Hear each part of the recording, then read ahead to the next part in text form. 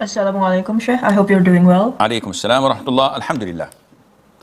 So, following my menses, I still got colored discharge, and one time after istinja and getting up while drying myself with a towel, still in the bathroom, I think that I haven't cleaned myself properly, because I don't know whether the discharge is thick or thin, like whether water only is enough. So I fear it might leave traces on my private area. And this thought or realization came after I also dry my whole body with this towel, and I also hang it on the wall.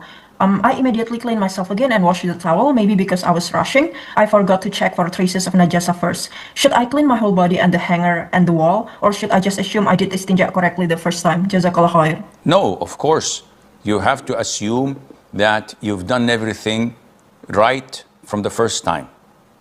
Without evidence, without proof of physical impurity, you cannot rely on assumptions. Maybe, perhaps, I think.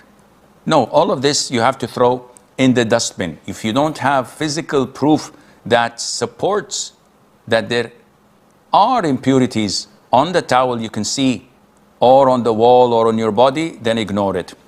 When he's sitting with?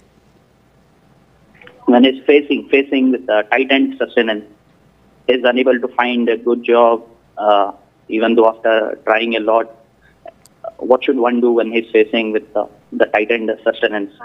Okay, so if someone is suffering from lack of a suitable job, lack of provision, difficulty in gaining sustenance, he has to acknowledge the following. Number one, there is no one who is Razzaq, provider, other than Allah.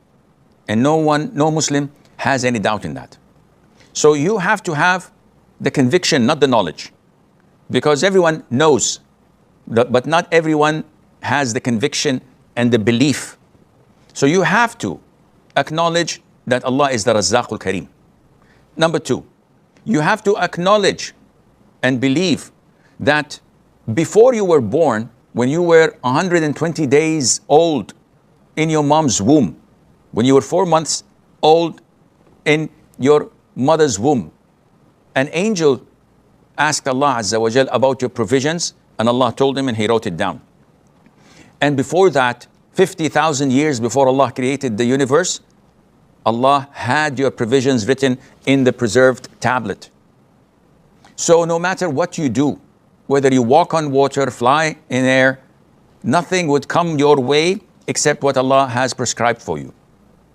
Thirdly, you have to understand that Allah tests us with different tests.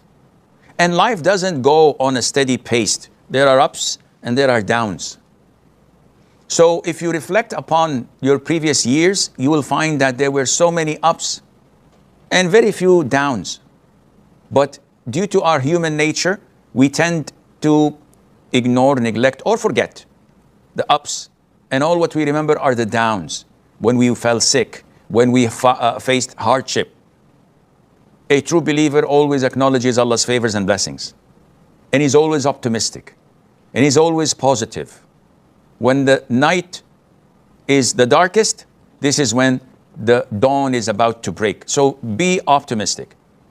And think positively of Allah Azza wa Jal. Make a lot of dua in your sujood and between adhan and iqamah, and in the last third of the night.